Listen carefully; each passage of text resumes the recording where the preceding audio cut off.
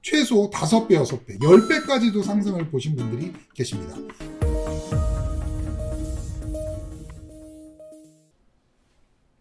안녕하십니까. 세종부동산의 모든 것 세부TV 정현서입니다. 제가 이제 세종시에서 부동산 중개업 현업에 종사하고 있다 보니까 세종시 투자에 대해서 문의하시는 분들이 상당히 많습니다. 근데 정확한 계획이나 방식을 갖지 않고 투자를 생각을 하시다 보니까 상당히 어려운 점들이 많습니다. 그래서 제가 세종시 투자를 어떻게 해야 되는가, 세종시 투자의 꿀팁에 대해서 이번에 시리즈로 만들어서 여러분들에게 설명을 한번 해드려보는 시간을 가져보도록 하겠습니다. 세종시 부동산 투자의 꿀팁 첫 번째 시간으로 중심을 찾아라. 왜 중심을 찾아야 할까요? 제가 투자를 설명을 해드리는 거는 정말로 부자들을 위한 투자 기법은 아닐 것 같습니다. 내가 원하는 부동산을 얼마가 됐던 가격에 상관없이 살 수 있다.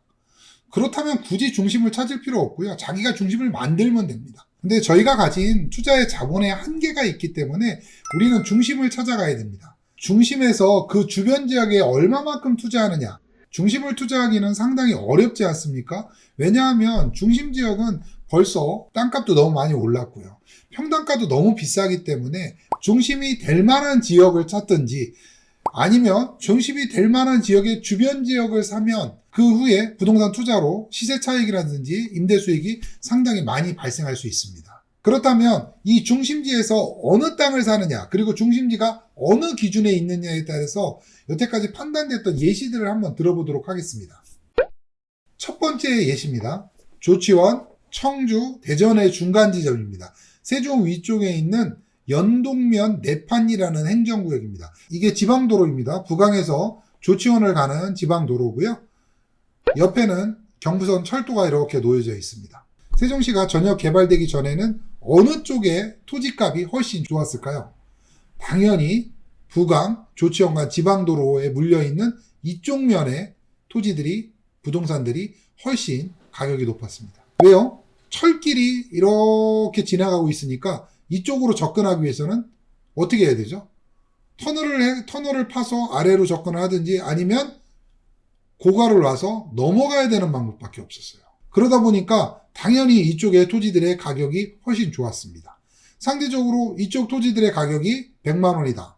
그랬으면 이쪽 토지의 가격은 그 값의 반도 안 되는 가격에 거래가 됐었어요. 보시면 이렇게 도로가, 조치원 가는 도로가 이렇게 있고요. 옆으로 이렇게 보시면 철길이 이렇게 지나가고 있죠. 그렇다면 이 마을을 접근하기 위해서는 지금 보시는 바와 같이 고가를 통해서 넘어가야 되기 때문에 당연히 접근성이 좋은 이쪽의 토지값이 훨씬 상대적으로 비쌌고 이쪽의 토지값이 상대적으로 저렴한 편이었습니다. 그런데 희한한 일이 발생을 했습니다. 옆에 세종시가 형성이 됐어요. 이쪽으로 중심지가 꽝 생겨버리니까 이쪽이 상대적으로 가격이 상당히 상승하게 되었습니다. 그래서 10여 년 전에 이쪽에 투자하셨던 분과 이쪽에 투자하셨던 분은 상대적으로 수익률이 배 이상의 차이가 나셨어요. 이쪽은 예를 들어서 10여 년 전에 토지값이 평당 100만 원이 안 됐습니다. 근데 이쪽 토지들은 100만 원 되는 땅이 많았어요. 지금은 이쪽 토지들은 상대적으로 2, 300 정도밖에 형성이 되지 않는데 이쪽은 평당 300 이상 400 정도 형성이 됩니다. 여기에 처음에 가졌던 분들은 기껏해야 2배 정도의 수익률이 발생했지만 이쪽은 최소 5배, 6배, 10배까지도 상승을 보신 분들이 계십니다.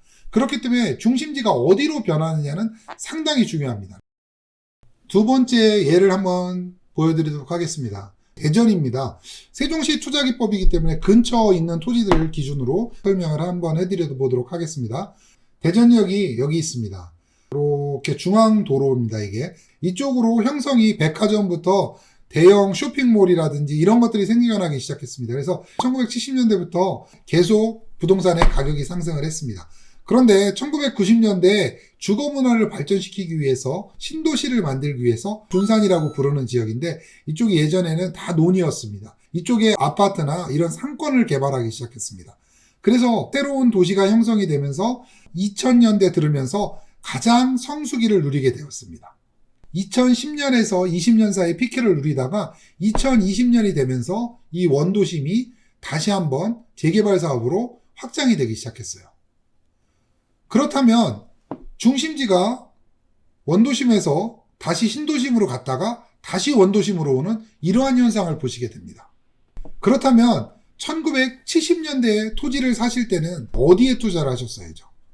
대전일 경우는 이쪽 원도심에 투자를 하셨어야 됩니다. 1980년대 후반부터는 신도시에 투자를 하시고 2000년대부터는 다시 원도시로 가셨어야 됩니다. 70년도에 이 신도시에 투자를, 이 둔산 지역에 투자를 하셨던 분은 빛을 보시기 위해서 20년 이상을 기다리신 거고요.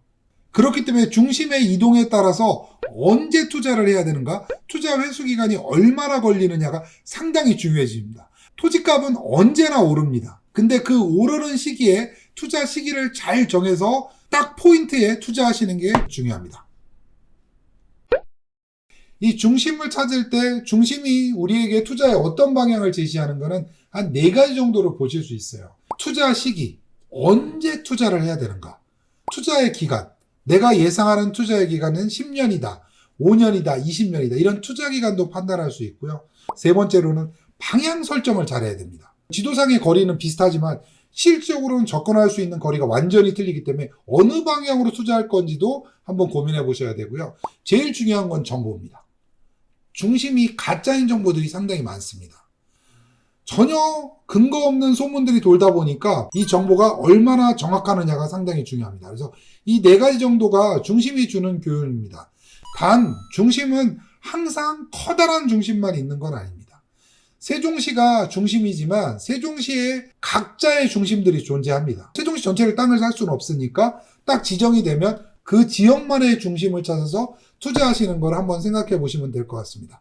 제가 손님들을 만날 때마다 항상 드리는 말씀이 있습니다. 공부 열심히 하세요. 열심히 찾으세요. 고민을 열심히 해야 됩니다. 고민을 충분히 한 후에 딱 지정이 되면 그 다음부터는 빨리 움직이셔야 됩니다. 오늘 땅 오르고 내일도 땅 오르고 땅이 계속 오르니까 절대 급하지 마세요. 정확히 내 기준을 세워놓고 바로 그 다음부터는 빠르게 찾으시면 됩니다. 기준이 없는 상태에서는 잘못하면 실패하실 수 있습니다. 오늘은 첫 번째 시간으로 중심지는 어디일까에 대해서 여러분들과 한번 이야기를 나눠봤습니다. 2021년 연말에는 돈 세다가 잠 못 드는 그런 밤이 되기를 기원하겠습니다. 지금까지 세종부동산의 모든 것 세부TV 정경석이었습니다. 감사합니다.